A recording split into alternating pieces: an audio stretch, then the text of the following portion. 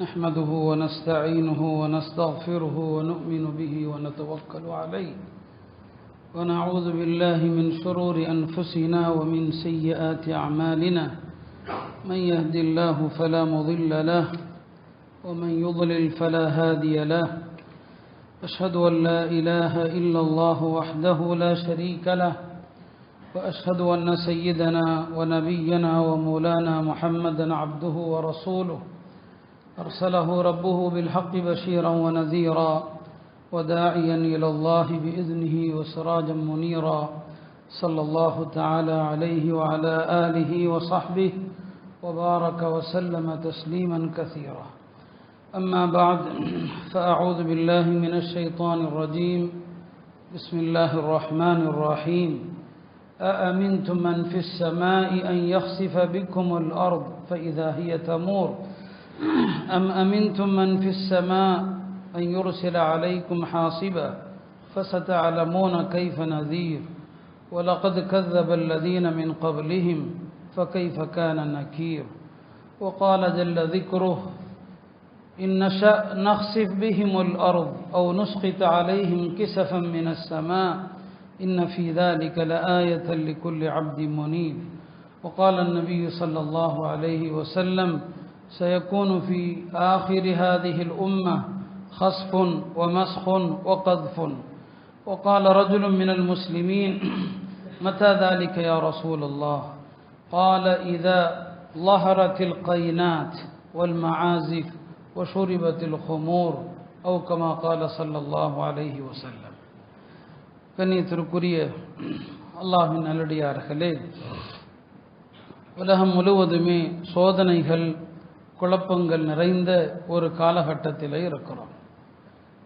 பேரிடர்கள் எப்போதாவது நடந்து கொண்டிருந்த ஒரு கால சூழ்நிலை மாறி எப்போதுமே நடக்கின்ற அளவிற்கு ஒரு சிறிய இடைவெளிக்கு ஒரு முறை ஒரு பேரழிவை உலகம் சந்தித்து கொண்டிருப்பதை நாம் அனுதின நிகழ்வுகளாக பார்த்து கொண்டிருக்கிறோம். எத்தனை நிகழ்வுகள் இது போன்றவை நடந்தாலுமே கூட நம்மில் அது எந்த ஒரு மாற்றத்தையும் ஏற்படுத்தாமலேயே போய்விடுகிறது. இன்றைய செய்தி அவ்வளவுதான், நாளை அதை எல்லோருமே மறந்து இன்னொரு விஷயத்திற்கு போய்விடுவோம். அப்படித்தான் காலங்கள் ஓடுகிறதே தவிர நம்மிலே படிப்பினை என்பது கிடையாது. பனு இஸ்ராயேலுடைய வரலாறை அல்லாஹ் சொல்வான். அவர்களிலே பாவங்கள் செய்தவர்களை அல்லாஹ் பன்றிகளாக மாற்றினான், குரங்குகளாக மாற்றினான். இது சாதாரண நிகழ்வா என்ன? இந்த நிகழ்வுக்கு பிறகும் கூட அவர்களுடைய வழித்தோன்றல்கள் பாவங்களின் பக்கம் மீண்டதை அல்லாஹ் சொல்லும் போது சும்மா கசத் குலூபுக்கும், உங்களுடைய இதயங்கள் இறுகி போய் விட்டன. மிம்பஅதி தாலிக், இத்தனை நிகழ்ச்சிகளுக்கு பிறகும் கூட உங்க உள்ளங்கள் இலகல்ல, இறுகி போயிடுச்சு. ஃபஹிய கல் ஹிஜாரா, அந்த உள்ளங்கள் பாறைகளை போன்று ஆகிவிட்டது. இல்லை, பாறைகளை விட மிக கடுமையாக இறுகிவிட்டது. பிறகு அல்லாஹ் சொல்லுவான், பாறைகள் கூட அதிலிருந்து தண்ணீர் பீரிட்டு கொண்டு வருகிறது. சில பாறைகள் அல்லாஹுடைய அச்சத்தினால் உருண்டு ஓடுகிறது. பாறைகளை விட மனித இதயங்கள் இறுகி போய்விட்டன என்று அல்லாஹ் திருமறையிலே சொல்லி காட்டுவான். உண்மையிலும் அப்படித்தானே? இந்த நிகழ்வுகளை எல்லாம் நாம் இணையதளங்களில் சமூக வலைத்தளங்களில் செய்திகளாக பார்ப்பதும் பரப்புவதும் தானே தவிர அல்லாஹ்வுடைய வல்லமையை குறித்தோ அல்லாஹ்வுடைய தண்டனையை குறித்தோ நம்மில் எத்தனை பேர் நடுங்கி குலுங்கி போனோம்னு யோசிச்சு பாருங்க. அல்லாஹ்வுடைய வல்லமை குறித்தும் தண்டனையை பற்றி எத்தனை பேருக்கு இந்த வயநாடு சம்பவம் ஒரு அச்சத்தை தந்திருக்குது. குர்ஆனுடைய ஆயத்துகளை பார்த்தீங்கன்னு சொன்னால் அல்லாஹ் எவ்வளோ அழகாக கேட்குறான். சூரா தபாரக் எல்லாருமே ஓதக்கூடிய சூரா தான்.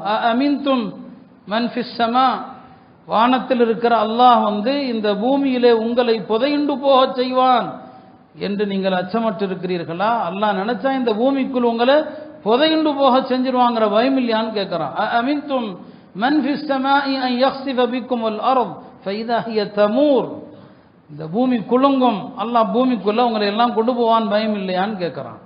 இன் நஷா நக்ஸிஃப் பிஹுமுல் அர்த், நாம் நாடினால் அவர்களை இந்த பூமிக்குள் புதையுண்டு போக செய்வோம்.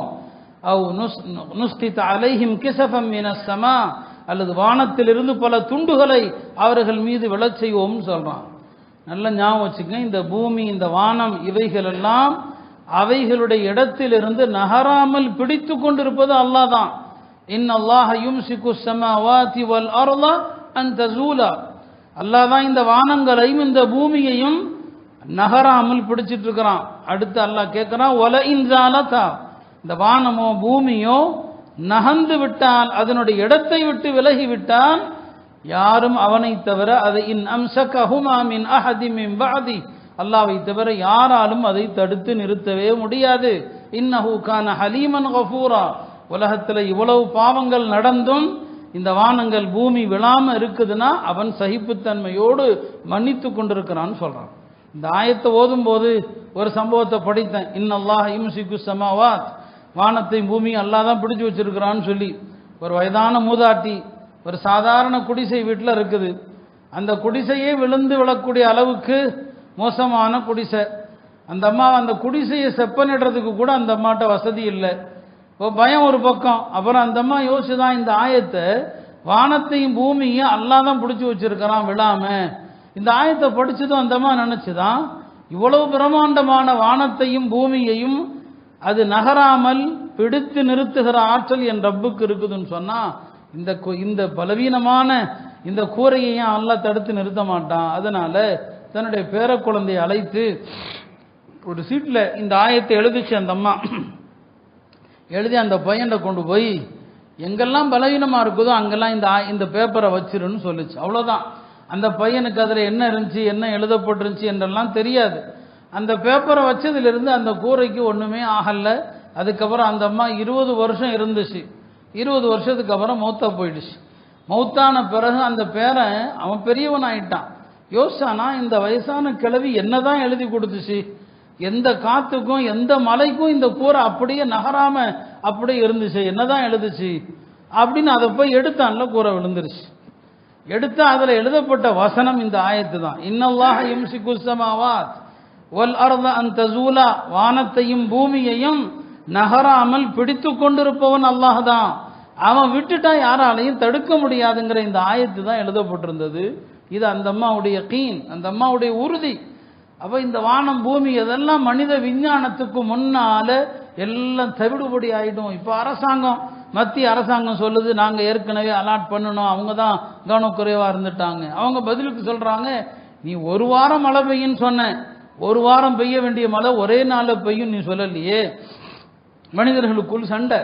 அப்போ மனிதனால எதையுமே முழுசாலாம் கண்ணிக்க முடியாது. மனிதனுடைய விஞ்ஞானம் கொடுக்கிற திமிர் எல்லா ஆற்றலும் இருக்குது. எந்த ஆபத்தையும் தடுக்க முடியும் மனுஷன் நினைக்கிறான்.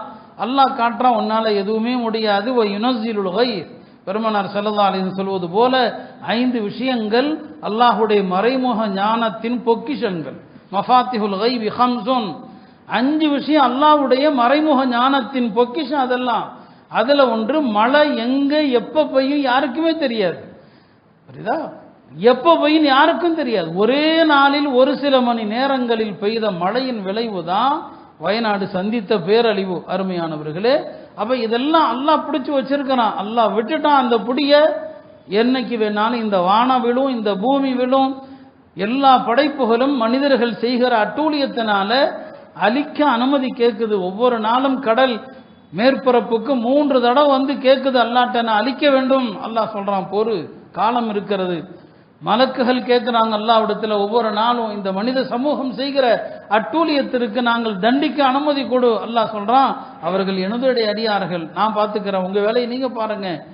மனிதர்களுடைய அட்டூழியங்கள் மேலோங்கும் போது நடக்கிற விளைவுகள் தான். இங்க 2 விஷயங்களை கவனத்தில் எடுக்கணும். ஒன்று, எங்க இந்த பேரழிவு நடக்கிறதோ அந்த மக்கள் எல்லாம் பாவிகள், நாம் எல்லாம் தூயவர்கள் என்று கருதுவது மகாத்தவறு. அது மகாத்தவறு. அது நிச்சயமாக அந்த கோணம் பார்க்கக்கூடாது. அவனெல்லாம் பெரிய பாவி, நாமெல்லாம் பெரிய அவுலியாக்கள், அதனால நமக்கு தண்டனை வரல என்று நினைப்பதிலிருந்து அல்லாஹ் பாதுகாக்கணும். அந்த சிந்தனை மோசமான சிந்தனை. அதே நேரத்தில் உலகத்தில் நடக்கிற பேரழிவுகளுக்கும் பாவத்துக்கும் சம்பந்தமே இல்லை என்றும் கருதக்கூடாது. உலகத்தில் பாவங்கள் பெருக பெருக ஏதாவது ஒரு பகுதியில் அழிவு நடக்கும். அந்த அழிவு மற்றவர்களுக்கு பாடம், அந்த அழிவு மற்றவர்களுக்கு ஒரு பாடம். அங்கே நல்லவர்களும் இருப்பாங்க. ஒரு பள்ளி, அந்த பள்ளியினுடைய இமாமும் அதில் இறந்து ஷஹீத் ஆயிட்டான். அவங்கெல்லாம் ஷஹீதுகள் தான், அவங்கெல்லாம் ஷஹீதுகள். இப்போ அந்த பள்ளி இமாமுக்கும் நடந்திருக்குதே. அவர் காலை மாலை மக்தப் நடத்துறாரு, குர்ஆனை சொல்லி கொடுக்குறாரு. அவருக்குமா இந்த சோதனை? பெருமானார் ஸல்லல்லாஹு அலைஹி வஸல்லம் அவர்கள் எல்லாவற்றுக்கும் பதில் சொன்னாங்க. பெருமானார் ஸல்லல்லாஹு அலைஹி வஸல்லம் அவங்கள்ட்ட அவங்களுடைய மனைவியர் கேட்டாங்க, அன்ஹுலகு வஃபீன ஸாலிஹூன், நல்லவர்கள் இருக்க அழிவு வருமான்னு கேட்டாங்க. நல்ல மக்கள் இருக்க அழிவு வருமான்னு சொல்லி பெருமானார் சொன்னாங்க, நான் வரத்தான் செய்யுது. அல்லாஹர் அல் ஹபத், தீமைகள் பெருகிவிட்டது என்று சொன்னால், தீமைகள் அதிகமாகிவிட்டால் நல்லவர்கள் இருக்க அழிவு வரத்தான் செய்யும். அழிவுல நல்லவர்கள் கெட்டவர்கள் எல்லாம் இறந்து போயிடுவாங்க.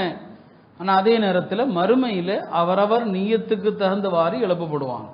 நல்லவர்கள் கெட்டவர்கள் எல்லாருமே வயநாட்டில் அழிஞ்சிருக்கிறாங்க. நல்லவர்கள் அவங்க மறுமையில் அவங்க நீயத்துக்கு தகுந்த இடத்துல எழுப்பப்படுவாங்க. ரசூல் ஸல்லல்லாஹு அலைஹி வஸல்லம் துஆக்களுடைய அற்புதத்தை எண்ணி பாருங்கள்.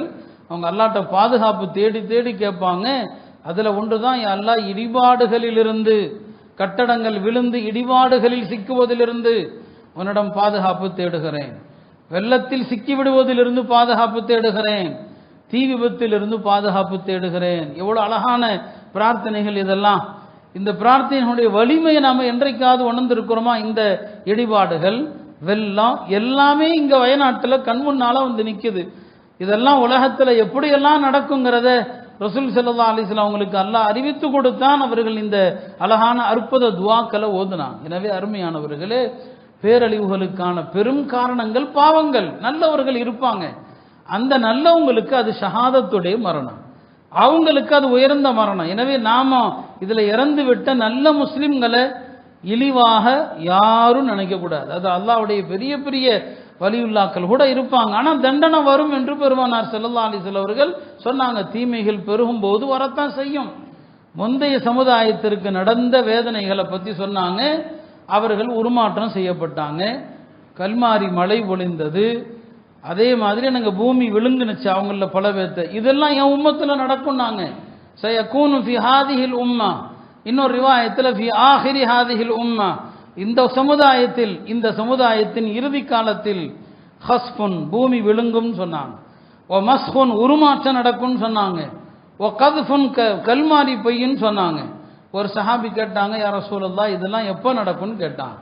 அவங்க சொன்ன 3 விஷயமே நடந்து கொண்டிருக்கு. இது அல்லாஹரத்தில் கைனா, பாடகிகளும் ஒல் மஆசிப், இசைக்கருவிகளும் மேலோங்கி விட்டால், எங்கு பார்த்தாலும் பாட்டு சத்தங்கள், பாடகிகளுடைய சத்தங்கள், எங்கு பார்த்தாலும் இசைக்கருவிகள், ஒஷுரிபத்தில் ஹொமோர், எங்கு பார்த்தாலும் மதுபான கடைகள், எங்கேயும் மதுதான், எல்லா இடத்துலையும் மதுபானங்கள். இந்த 3 மேலோங்கினால் இதெல்லாம் நடக்கும்னு சொன்னாங்க. பூமி விழுங்கிறது, ஒரு மாற்றம், கல்மாரி, இதெல்லாம் இந்த 3 குற்றங்கள் நடக்கும்போது, இந்த 3 குற்றங்களும் இன்றைக்கு எவ்வளவு மேலோங்கி இருக்கிறது. பள்ளிவாசல் வரை பாட்டு சத்தம் வந்து விட்டதா இல்லையா? பள்ளிவாசல் வரைக்கும். பள்ளியில் கூட நாம் அதனுடைய கண்ணியத்தை பேண மறுக்கிறோம். எத்தனை போர்டுகள் இருந்தாலும் சரி, எத்தனை முறை இமாம்கள் சொன்னாலும் சரி, ஜும்மா தொழுகையிலும் ஐவேளை தொழுகையிலும் மொபைல் ஃபோன்கள் அடித்து கொண்டு தான் இருக்குது. பலருக்கும் அதை பற்றிய கவலையே இல்லை. முன்னால் தான் ஃபோனை வச்சிருக்கிறார். அட தொழுக ஆரம்பிக்கதே, இதை ஆஃப் பண்ணோமான்னு கூட நினைக்கிறது இல்லை இல்லையா? அதை பற்றி யோசிக்கிறதே கிடையாது. பள்ளி வாசலில் பாட்டு சத்தம் கேட்ட பிறகு அல்லாஹ்வுடைய அதாப் வராம வேறு என்ன வரும்? அருமையானவர்களே, அவர் ரசூல் ஸல்லல்லாஹு அலைஹி வஸல்லம் அவர்கள் சொன்ன இந்த எல்லா பாவங்களும் இன்றைக்கு நடக்குது. இன்னும் சொல்ல முடியாத சில பாவங்கள் கியாமத்துக்கு நெருக்கத்தில் அதெல்லாம் நடக்கும்னு சொன்னாங்க. சில பாவங்களை பகிரங்கமாக பேசக்கூடாது என்று கூட உலமாக்கள் சொல்லுவாங்க. எல்லா பாவத்தையும் பகிரங்கமாக கூட சொல்லிடக்கூடாது. ஆனாலும் வழி இல்லை, அப்படிப்பட்ட பாவங்களும் இப்போ நடக்குது. அதில் ஒன்று தான் ஓரின கல்யாணங்கள், ஆணும் ஆணும் கல்யாணம் பண்ணுறது. பல நாடுகள் இன்றைக்கு அதை சட்டபூர்வமாக ஆக்குது. பெண்ணும் பெண்ணும் கல்யாணம் நடக்கிறது. அவங்க 2 பேரும் விரும்பி, அவர்கள் எவ்வளவு பெரிய பாவம் இது, எவ்வளவு பெரிய சாபத்திற்குரிய ஒரு சமுதாயம். அதனாலேயே தலைகீழாக புரட்டி போட்டு அழிக்கப்பட்டாங்க. கௌம லூத் புரட்டி போட்டு அழிக்கப்பட்டாங்க. அல்லாஹ்வே சுலாவுல் முஃதஃபிகாத், தலைகீழாக புரட்டப்பட்ட ஊர்கள் அது. அந்த பாவம் இந்த சமூகத்தில் முஸ்லிம்களிடத்தில் கூட இந்த கெட்ட பழக்கம், சில கல்லூரியில் படிக்கிற பிள்ளைகளிடத்தில் இந்த பாவங்களும் கூட மோசமான இந்த கலாச்சாரம் பரவுகிற ஒரு காலம். பிறகு ஏன் இந்த மாதிரியான பூமி விழுங்குதல்? அதுக்கு உலகாதாயவாதிகள் 1000 காரணம் சொல்லலாம். உலகத்தையே காரணமாக கொண்டவங்க, அதனால இதனால மரத்தை வெட்டினாங்க, அதை செஞ்சாங்க, இதை செஞ்சாங்கன்னு 1000 சொல்லலாம். நாம மார்க்கவாதிகள், ஆகிரத்தை அடிப்படையாக கொண்டவங்க, மார்க்க ரீதியாக மட்டும்தான் எல்லாவற்றையும் நம்ம பார்ப்போம். அப்ப இது அவன் சொல்ற காரணங்கள் 1000 இருக்கலாம். எல்லாமே இந்த பாவங்களுடைய பின்னணியில தான் இவ்வளவு பெரிய பேரழிவுகள் நடக்குது. அந்த பேரழிவுகள் மற்ற ஊர்களுக்கு அச்சுறுத்தல். அல்லாஹ் பனு இஸ்ரவேலர்கள்ல ஒரு கிராமத்தை அழிச்சான், அவங்கள பன்றிகளா குரங்குகளா மாத்தனான்.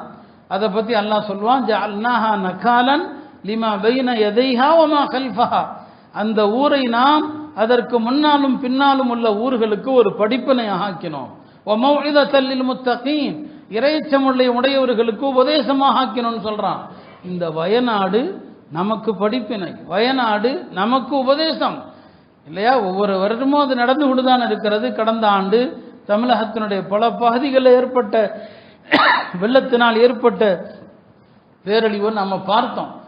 உலகம் நடக்கிற இந்த மோசமான தவறுகளுடைய பின்னணியில தான் இந்த எல்லாமே நடக்குது. சஹாபாக்கள் காலத்திலேயே நில அதிர்வு லேசா ஏற்பட்டது. அதில் சையதுனா உமர் ரலியல்லாஹு காலத்தில் மதீனா குலுங்கியது.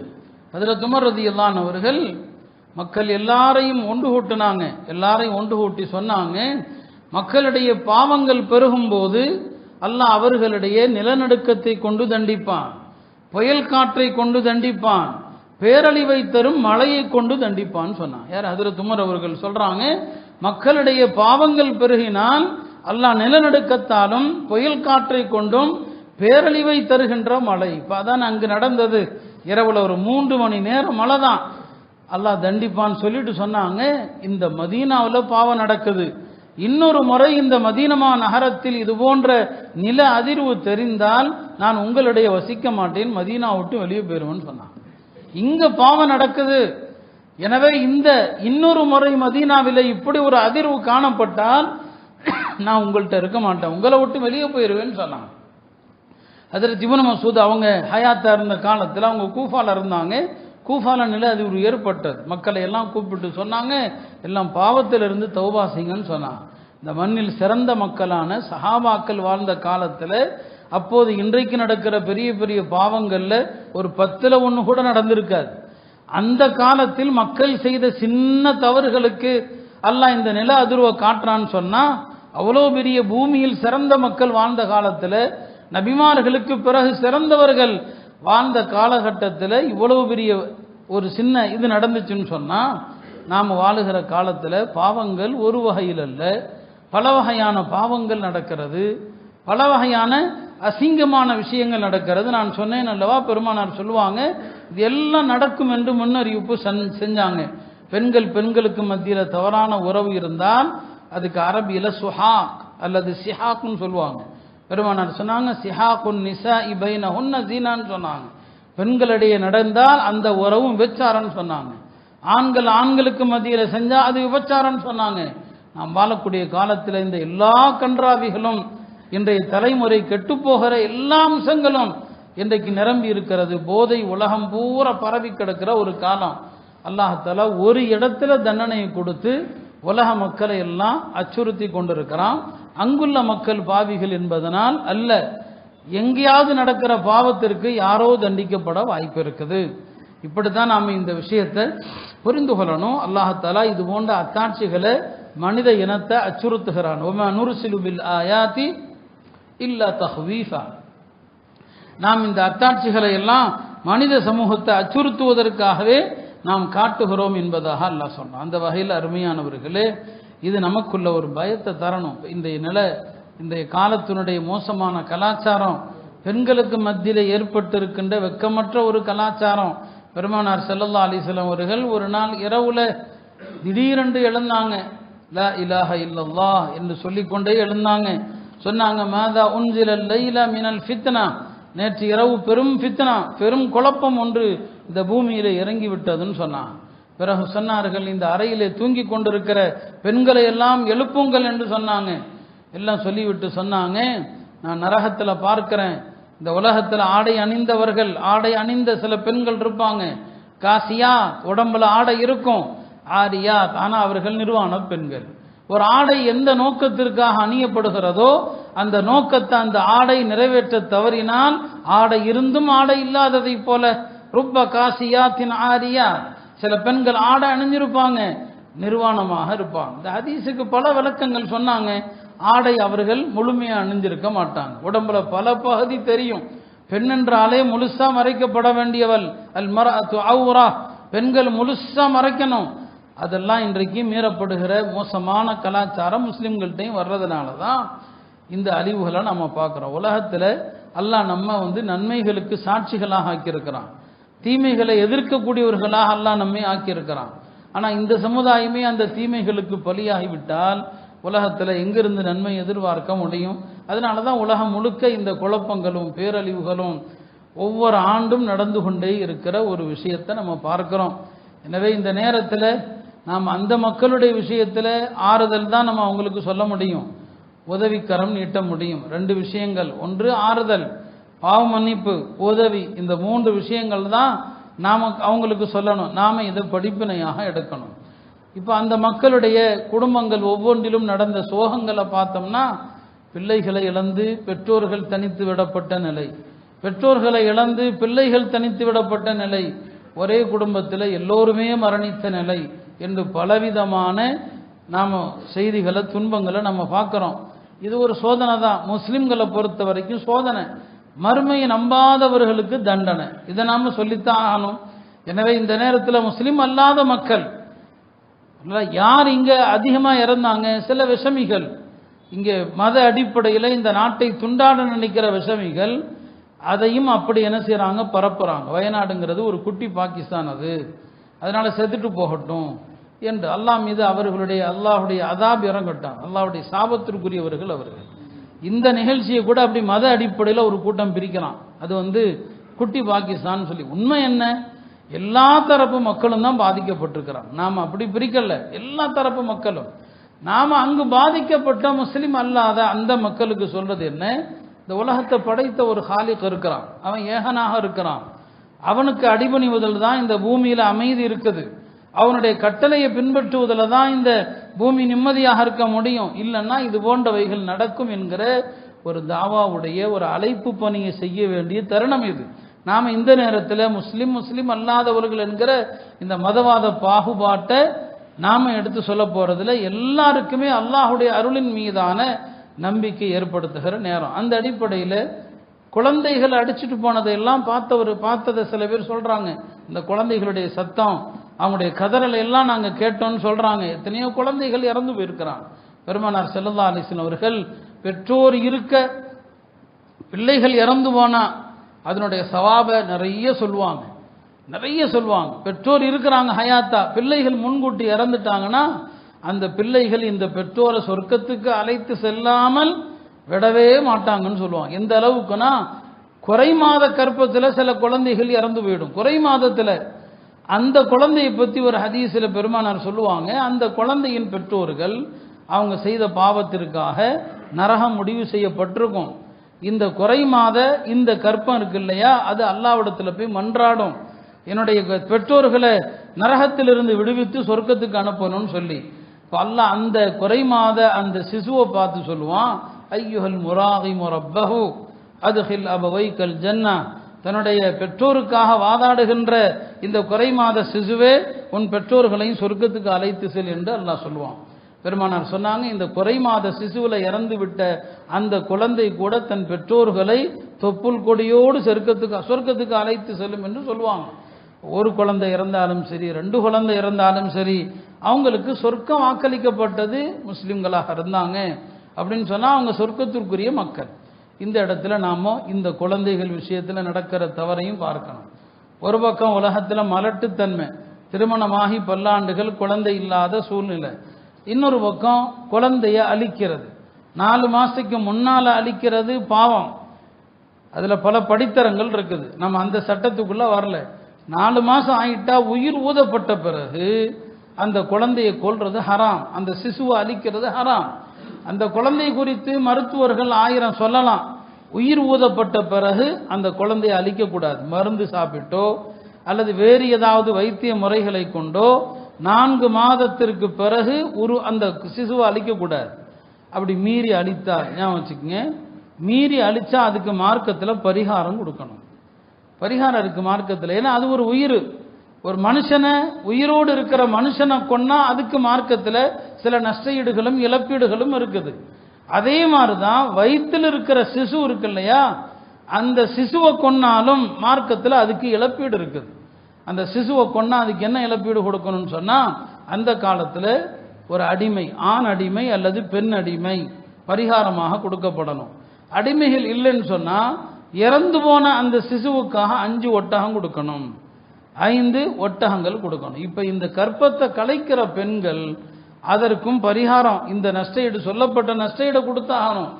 ஒரு பக்கம் இறந்தால் எவ்வளவு சிறப்புன்னு சொல்லுகிற மார்க்கம், கருவில் இருக்கிற குழந்தையை அழித்தால் அதற்கு தண்டனையும் மார்க்கம் சொல்லுது.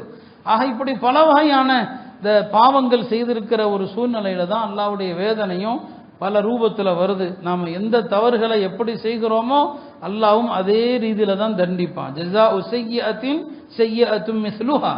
நீங்கள் எந்த வகை பாவம் செய்கிறீங்களோ தண்டனை அதே வகையில தான் இருக்கும். இந்த பூமிக்கு மேலே மனிதன் செய்கிற அட்டூழியங்களால தான் இவ்வளவு தவறுகள். மனிதன் எவ்வளவு ஆணவத்தோடு நடக்கிறான். வலா தம்ஷி ஃபில் அர்தி மரஹா, குர்ஆன் சொல்லும் இந்த பூமியில் ஆணவத்தோடு நடக்காதுன்னு சொல்லும். மனிதன் ஆணவத்தோடு நடக்கிறான், தன்னை தண்டிக்க யாரும் இல்லைன்னு நினைக்கிறான், தன்னை கண்காணிக்க யாரும் இல்லைன்னு நினைக்கிறான். அந்த பாவங்களால, உலகத்தில் நடக்கிற இந்த அநியாயங்களால அல்லாஹ் இப்படியெல்லாம் பேரழிவுகளை நம் கண் முன்னால் காட்டுறான். கடந்த 2 வாரங்கள் ஹராமான எத்தனையோ வருமானங்கள் குறித்து நாம் சொன்னோம். அந்த ஹராமான காசெல்லாம் உலகத்தில் சேரும்போது இத்தகைய அழிவுகளை தருது. அல்லாஹ் நோய்களை கொண்டு சோதிக்கலாம், பல வகையான சோதனைகள் அல்லாஹ் தருகிறான். இந்த நேரத்தில் அங்கே உள்ள மக்கள் எல்லோருக்குமே நாம் ஆறுதல் சொல்கிறோம். துன்பத்தின் போது பொறுமை ரொம்ப ரொம்ப முக்கியமானது. மார்க்கம் அதைத்தான் வலியுறுத்தியது. சஹாபாக்கள் காலத்திலையும் பல வகையான துன்பங்கள் வந்திருக்குது. ஹிஜ்ரி 17ஆம் ஆண்டு ஹஜ்ரத் உமர் ரலியல்லாஹு அன்ஹுடைய காலத்தில் ஒரு பெரிய காலரா நோய் வந்தது சிரியா பகுதிகளில். பல நூற்றுக்கணக்கான சஹாபாக்கள் இறந்தாங்க. ஆனால் யாருமே துவண்டு போகல. அந்த காலரா நோய் வந்தால் அதை தாங்கி கொண்டாங்க, அந்த நோயினுடைய நன்மை எதிர்பார்த்தாங்க. அந்த நோயில் மரணிப்பதை பெரிய பாக்கியமாக, ஷஹீதாக அவங்க கருதுனாங்க. அப்போ அதனால சோதனைகள் வருகிற போது முஸ்லிம்களுடைய அழகு என்ன, நாம் விதியை நொந்து கொள்ளக்கூடாது, அல்லாஹுடைய விதியை பொருந்தி கொள்ளணும். அல்லாஹ் என்ன விதித்தானோ அதுதான் நடந்தது. இதான் சஹாபாக்களுக்கு பெருமானார் கற்றுக் கொடுத்தான். ஹஜ்ரத் உம்மு சுலைம் ரலியல்லாஹு அன்ஹா பெருமானாருடைய சஹாபி பெண்மணிகளில் ஒரு மிகச்சிறந்த ஒரு பெண்மணி. அவங்களுடைய கணவர் அபூ தல்ஹா, அவங்க 2 பேருடைய கல்யாணம் நிக்காக இருக்கிறது ரொம்ப வித்தியாசமாக நடந்தது. அபூ தல்ஹா இஸ்லாத்தை ஏற்காத காலகட்டம், பெருமானார் ஹிஜ்ரத் செஞ்சு மதீனா ஆரம்ப காலகட்டம். உம்மு சுலைமுடைய முதல் கணவர் அவர் ஓடி போயிட்டார், அவர் போன இடத்துல கொல்லப்பட்டுட்டார், அவரும் காஃபிரா இறந்து போனார். உம்மு சுலைம் விதவையாகத்தான் இருந்தாங்க. அவங்கள கல்யாணம் பண்ணுறதுக்கு அபூ தல்ஹா ஆசைப்பட்டு நான் அவங்கள நிக்கா செய்கிறேன்னு சொல்லி அனுப்புவாங்க. அந்த நேரத்தில் ஒரு காஃபிருக்கு முஸ்லீம் பெண் மனைவியாக இருக்கலாம், சட்டம் அப்படிதான், அன்னைக்கு தடை வரல. அதே போலத்தான் ஒரு காஃபிரான பெண் முஸ்லீமான ஆம்பளை கட்டிக்கலாம், எந்த தடையும் இல்லை. அதுக்கு பிறகு 6ஆம் ஆண்டு தான் அந்த சட்டம் வருது. திருமணம் செய்கிறதா இருந்தால் முஸ்லீமை தான் நிக்காக பண்ணணும்னு சொல்லி. உம்மு சுலைம் நினச்சிருந்தா உடனே அபூ தல்ஹா கேட்டு வந்ததுமே அவர் மதீனாவுடைய பெரிய பணக்காரர் தான், கல்யாணம் பண்ண ரெடின்னு சொல்லியிருக்கலாம். ஆனால் அந்த அம்மா உடனே சம்மதிக்கல. நான் அல்லாஹ் வணங்குறவன், நீர் கல்லையும் மண்ணையும் வணங்குறவர், நான் எப்படி உங்களை கல்யாணம் செய்ய முடியும்? நீங்கள் முஸ்லீம் ஆகுங்க, எனக்கு மகரே தர வேண்டாம், இஸ்லாத்தை ஏற்றுக்கொள்வதை மகராக ஆக்கி உங்களை கல்யாணம் பண்ணுறேன்னு சொன்னாங்க. அதுக்கப்புறம் அவர் முஸ்லீம் ஆனார். உம்மு சுலைம் ரலியல்லாஹு அன்ஹா அவங்கள நிக்காக பண்ணாங்க. இந்த 2 பேருக்கும் அபூ தல்ஹா உம்மு சுலைம் இருவருக்குமே ஒரு பையன் பிறக்கிறான். அந்த பையன் பேர் தான் ஹஃப்ஸ். அந்த பையனுக்கு தான் நான் சொன்னேன் அரபுகள் 3 பேர் வைப்பாங்க. அந்த பையன் தான் அபு உமைர் அப்படிங்கிற ஒரு குறிப்பு பெயர். இந்த பையனுடைய பெயர் ஹஃப்ஸ்ன்னு சொல்லி. ஒரு நாள் அபூ தல்ஹா அவர்கள் தன்னுடைய வேலைக்காக பக்கத்தில் உள்ள எங்கேயோ ஊருக்கு போயிருக்கிறாங்க. வீட்டில் அந்த ஹஃப்ஸுங்கிற பையன் சிறுவர்களோடு விளையாடி கொண்டிருக்கிறான். மாலை நேரத்தில் வீட்டுக்கு திரும்பி வர்றான். பையனுடைய முகத்தில் ஏதோ ஆட்டம் தெரியுது. உம்மு சுலைம் நினச்சாங்க, சரி ஏதோ பையன் விளையாடினதில் களைச்சு போய் இருக்கிறான், ஏதாவது சமைச்சு கொடுத்தா சரியாயிடும்னு சொல்லி கொஞ்ச நேரம் பையனை உறங்க வச்சுட்டு தான் போய் சமையல் கட்டில் சமைக்கிறாங்க. உணவு ரெடியானது மகனை கூப்பிட்றாங்க, சத்தம் இல்லை. பக்கத்தில் பார்க்குறாங்க, மகன் இறந்து போயிட்டாங்க. ஹஃப்ஸுங்கிற அந்த குழந்தை இறந்து போயிடுச்சு. மாலை நேரம். இப்போ கணவர் கொஞ்ச நேரத்தில் திரும்பி வந்துடுவார். அந்த காலத்தில் வீடுகளில் விளக்கெல்லாம் கிடையாது. அன்னை ஆயிஷா சொல்லுவாங்க, புயூத்தி யௌம இதின் லைஸ ஃபீஹா மசாபி, வீட்டில் விளக்கு இல்லை. இப்போ இப்போ கணவர் வெளியிலிருந்து வந்ததுமே இந்த தகவலை எப்படி சொல்கிறது வேண்டான்னு சொல்லி மகனை, இறந்து போன மகனை ஒரு அறையில் வச்சிட்றாங்க. அவர் வீட்டுக்கு திரும்புகிறாரு, வந்து கேட்குறாரு, எங்கே என் மகனை கூப்பிடு, ஹப்ஸை கூப்பிடுன்னு சொல்கிறார். உம்மு சுலைம் சொன்னாங்க, இல்லை இன்னஹு கதிஸ்தரா, அவர் ஓய்வு எடுத்து கொண்டாருங்கிறாங்க. ஓய்வு எடுத்து கொண்டாருன்னு அந்த அம்மா சொன்னது உலகத்தினுடைய கஷ்டத்தை விட்டு ஓய்வு எடுத்துக்கிட்டாருன்னு சொல்லி, இவர் விளங்கிக்கிட்டாரு தூங்கிட்டு இருக்கிறாருன்னு சொல்லி தன் கணவருக்காக தன்னை அலங்கரித்து அந்த இரவுல அவங்க தாம்பத்தியத்தில் ஈடுபடுறாங்க. காலையில் அழகான முறையில் தன் கணவருக்கு மகன் இறந்ததை விளக்குனாங்க. ஒருத்தர் ஒரு பொருளை உங்கள்கிட்ட இரவுலா கொடுத்து அந்த இரவு பொருளை பல வருஷமாக அனுபவிச்ச நேரத்தில் திடீர்னு உரியவர் கேட்குறார் கொடுன்னு சொல்லி, இப்போ கஷ்டத்தோடு கொடுப்பீங்களான்னு கேட்டாங்க. இல்லை அடுத்தவன் பொருளை கேட்டால் கொடுத்துட வேண்டியதான். அல்லாஹ் நமக்கு ஹப்ஸுங்கிற ஒரு குழந்தை இரவுலாக கொடுத்தான், அல்லாவே வாங்கிக்கிட்டான்னு சொல்லி, அல்லாவே வாங்கிக்கிட்டான். அவன் கொடுத்த இரவுல் தான், நமக்கு சொந்தமானதல்ல, கொடுப்பதும் எடுப்பதும் அவன் தானேன்னு சொல்லி அவர் பெருமானார் ஸல்லல்லாஹு அலைஹி வஸல்லம் அவங்கள்ட்ட வந்து நடந்ததை சொல்லும்போது ரசூல் ஸல்லல்லாஹு அலைஹி வஸல்லம் துஆ செஞ்சாங்க, அல்லாஹும்ம பாரிக் லஹுமா ஃபீ லைலத்திஹிமா, இரவில் இவர்கள் தாம்பத்தியத்தில் ஈடுபட்டார்களே அதில் பரக்கத்து செய் என்று அல்லாஹ் தஆலா அவர்களுக்கு நிறைய சாலிஹான நன்மக்களை கொடுத்தான். அந்த பெண்ணுடைய பொறுமை, மகனை இழந்த அந்த விஷயத்தை கூட கணவனிடத்தில் அவ்வளவு பக்குவமாக சொன்னான்.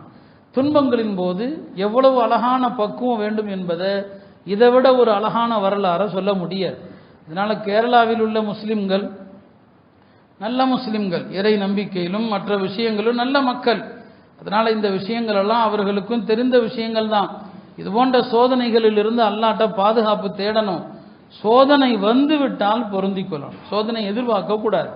வந்த சோதனையை அல்லாஹ்விடத்தில் ஒப்படைத்து பொறுத்து கொள்ளணும். இதைத்தான் நாம வயநாட்டு மக்களுக்கும் சொல்லிக் கொள்கிறோம். அல்லாஹ் தஆலா இந்த சோதனை அவர்களுக்கு நன்மையாக மாற்ற வேண்டும்.